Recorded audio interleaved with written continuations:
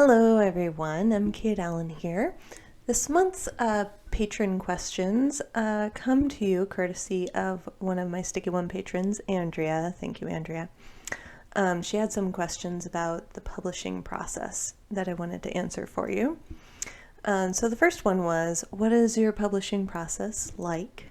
So once I finish a manuscript and it's ready to go, I send it off to the amazing people at Thea Press, and they read through it, and then we have a conversation about what we think ought to be on the cover.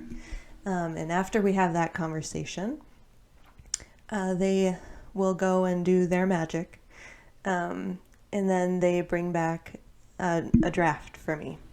And then we have a conversation, and sometimes that conversation is like, oh my gosh, it's perfection. I couldn't possibly improve this. And sometimes the conversation is like, this is nothing like I imagined or wanted exactly, even though it's pretty. And sometimes the conversation goes like,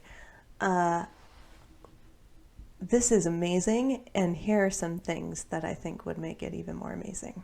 And so it's this ongoing collaborative process between me as the author and them as the creative team.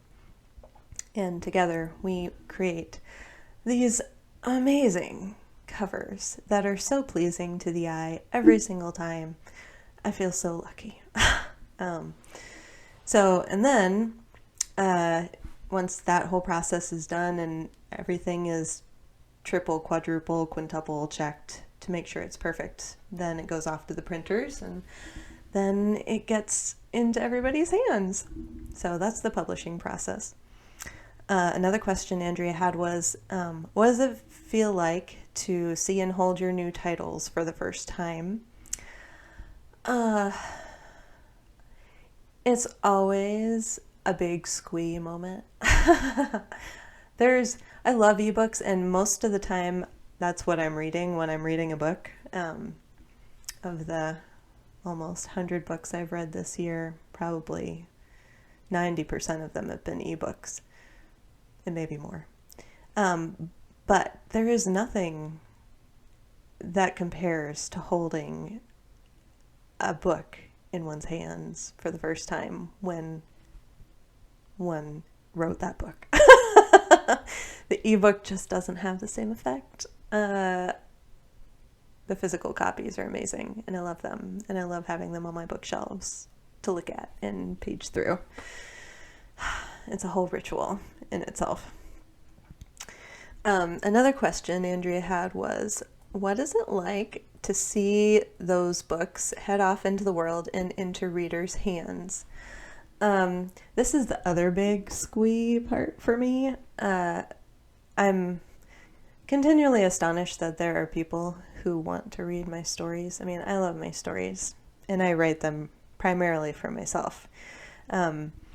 But then there are all of you who read my books and you like them and you comment on them and you say how inspiring they are and how intriguing and spooky and provocative and healing sometimes they are.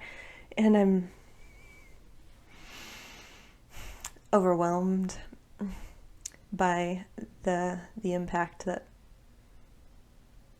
my words are able to have. And I think of all the artists and writers who have ever inspired me, and I think of the impact they've had on me. And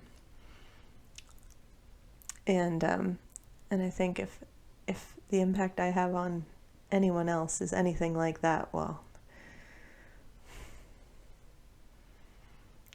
I don't even have words for that. It's wild. It feels so amazing to make some kind of beautiful little ripple in the world by doing a thing that I love to do. It's really cool. So thank you for your questions, Andrea. I wanted to share also a little bit about my plans for 2023. I will continue to do these monthly videos with a Q&A from patrons. patrons' questions, based on patrons' questions. But I am also going to do something a little different. I am going to take a tarot deck. I'm really into tarot decks. I have several, and I use various decks throughout my creative process. So I'm going to pull a card from a deck at the beginning of the month. I'll probably do it right when I do my beginning of the month letter to everybody. And then I'll sit with it for a few weeks. And then toward the end of the month, I will do one of these videos. And using the tarot card as the basis for my reflection, I will reflect on some aspect of the creative process.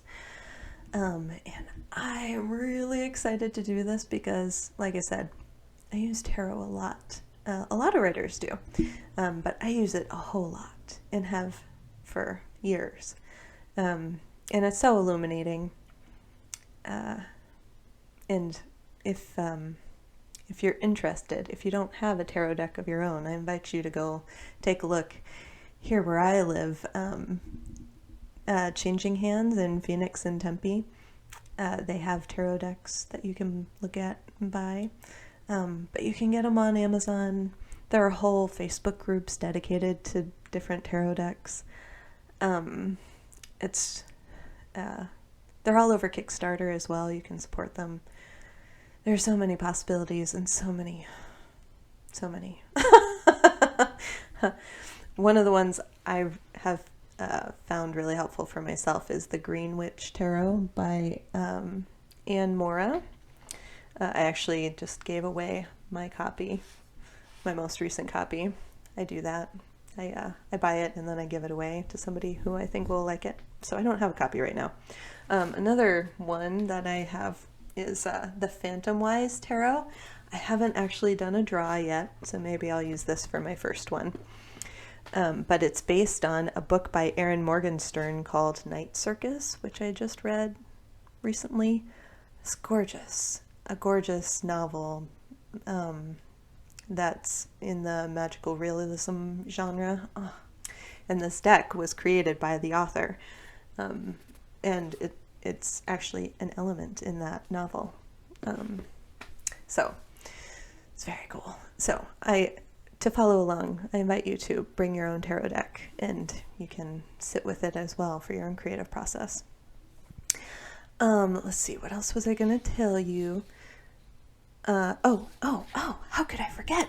I'm very happy for my Sticky One patrons to be the first to know that my next book, Evie Wald in the Black Forest, is due to be published on January 1st. And you can order your copies now. And it's been such a deep and extraordinary process with this particular title. I feel like it's shifted everything for me in terms of how I approach my writing. So I'm very excited about it. Excited for you to read it and get your feedback on it. I wanted to say thank you again to all of my Sticky One patrons for your support.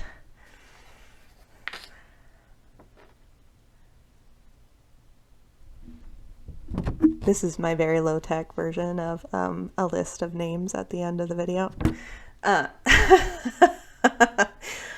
I don't know what I would do without your support. It's just amazing, and you're so wonderful.